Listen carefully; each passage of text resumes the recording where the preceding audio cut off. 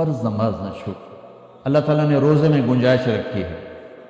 بیمار ہو چھوڑ دو, مسافر ہو چھوڑ دو, بعد میں رکھ دو. اتنے بیمار ہو کہ رکھ ہی نہیں سکو گے, چلو معاف. چھوٹا سا فدیہ ہے وہ دے دو, معاف. زکوٰۃ آج فرض ہو گئی ہے, ٹھیک ہے, آج دے دو, کل دے دو, پرسوں دے دو, اگلے مہینے دے دو, اس سے اگلے مہینے دے دو, سال میں جب مرضی دے دو. حج فرض ہو گیا ہے آج, 20 سال کی عمر میں, 60 سال کی عمر تک جب چاہو حج کر لو. لیکن نماز کا ٹائم ہو گیا ہے, بس نہیں چھوڑ سکتے, پڑھنی ہوگی اپنے وقت پر. تو میری گزارش ہے بھائیو, جہاں سے بھی آئے ہو, میں ہاتھ جوڑتا ہوں, نماز نہ چھوڑ. جب تک سجدے میں سر رکھتے رہو گے, اللہ کی چھاؤں آپ پہ رہے گی, اللہ کی نظروں میں آپ ہر وقت رہو گے, اور محبت کی نظریں آپ کا طواف کریں گی. فاصبر فإنک بأعیننا, اس کا میں ترجمہ کیا کرتا ہوں کہ میرے محبوب صبر کیجئے, فإنک بأعیننا, میری نظریں آپ کا طواف کر رہی ہیں. تو اس ماحول میں جو نماز پڑھے گا نا, اللہ کی محبت اس کا طواف کرے گی, اللہ کی رحمت اس کا طواف کرے گی, اس کو اپنی چھاؤں میں رکھے گا. کوئی کبھی قضا ہو جائے, انسان اس سفر میں ہو جاتا ہے, سستی میں ہو جاتا ہے, نہیں پڑھی گئی, سستی میں, کام میں, اس کی قضا دے.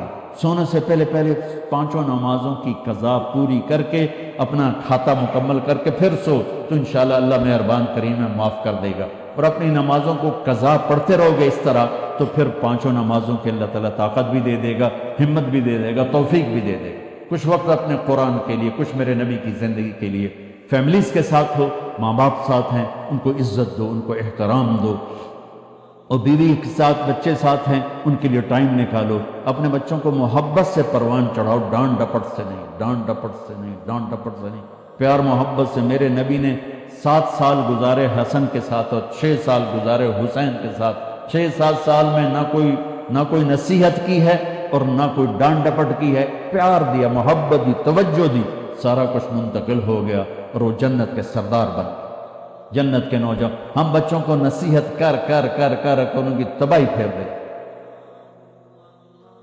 اور اتنی چھوٹی عمر میں اسکولوں میں ڈال دیتے ہیں. پتہ نہیں یہاں کیا سسٹم ہے, میں تو پاکستان کی بتا رہا ہوں. 3 سال کے بچے کا ایڈا بڑا وسطہ ہوتا ہے, اس کے سارے نیورون ہی جل جاتے ہیں, اور وہ روتا ہوا جاتا ہے, روتا ہوا آتا ہے. جو ٹائم ماں کی گود کا تھا, وہ ٹائم اسکول کو دے دیا, تو وہ محبتیں ختم ہو جاتی ہیں اولاد کی ماں باپ کے ساتھ. اور ایک ماں 2 بچے نہیں سنبھال سکتی, تو ایک ٹیچر 30 بچے کیسے سنبھالے؟ تمہارے یہاں کا تو پتہ نہیں, ہمارے پاکستان میں تنخواہیں بھی بڑی تھوڑی ہیں, تو تھوڑی تنخواہ, 40 بچے, 30 بچے, تو وہ برباد نہیں ہوئے تو اور کیا ہوں. ایک ٹیچر بچوں کو سبق سکھا رہی تھی, بچوں پڑھو CUP سپ. تو بچوں نے کہا, مس CUP کب ہوتا ہے؟ سانپ. کہا نہیں بچوں, کہو CUP سپ. ان کا مس CUP کب ہوتا ہے؟ کہا بچوں اتنی تھوڑی تنخواہ میں CUP سب ہی رہے گا, کب نہیں ہو سکتا ہے.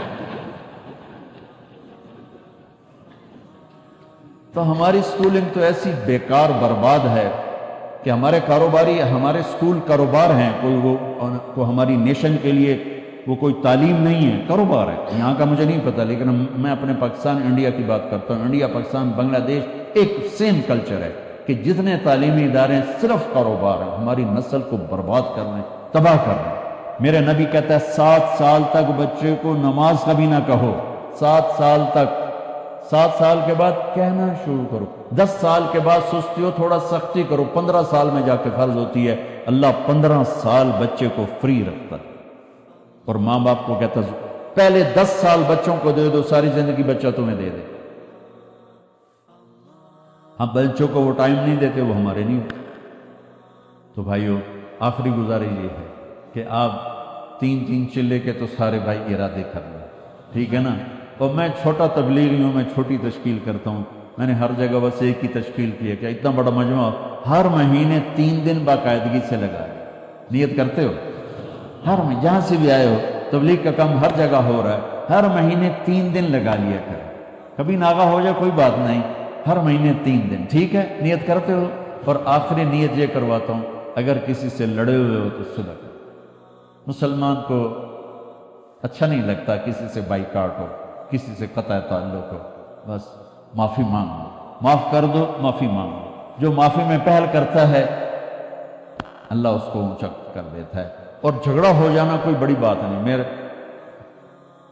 حضرت حسن اور حسین میں آپس میں دونوں بھائیوں میں کوئی تلخی ہو تو لوگوں نے حضرت حسین سے کہا جاؤ بھائی سے معافی مانگو۔ ان کی بات سننا کیا خوبصورت، فرمانے لگے اگر میں جا کے معافی مانگوں گا نا تو میرا درجہ بڑا ہو جائے گا اور میرے بھائی کا درجہ چھوٹا ہو جائے گا، اور مجھے شرم آتی ہے کہ میں چاہتا ہوں جنت میں بھی میرا بھائی مجھ سے آگے ہو، میں پیچھے ہوں، تو وہ آ کے معافی مانگے گا تو وہ بڑا ہے، اس کا درجہ بھی بڑا ہے۔ اگر میں چلا گیا مجھے کوئی شرم نہیں ہے، لیکن میں گیا تو میرا درجہ بھائی سے آگے ہو جائے گا، میں بھائی سے جنت میں بھی آگے نہیں ہونا چاہتا۔ یہ بات جب حضرت حسن کو چلی تو انہوں نے نہ جوتا پہنا نہ ٹوپی، ویسے بھاگے بھاگے اور اپنے بھائی گلے ملے۔ حضرت علی کے ایک دوسرے بیٹے تھے، ان کی ماں حنفیہ تھی، یہ تو حسن بن فاطمہ ہے، حسین بن فاطمہ، وہ محمد بن حنفیہ تھے، ان کا اور حضرت حسن کا جھگڑا ہو گیا، تو حضرت محمد بن حنفیہ نے حضرت حسن کو خط لکھا کہ میرے بھائی آپ فاطمہ کے بیٹے ہیں، میں حنفیہ کا بیٹا ہوں،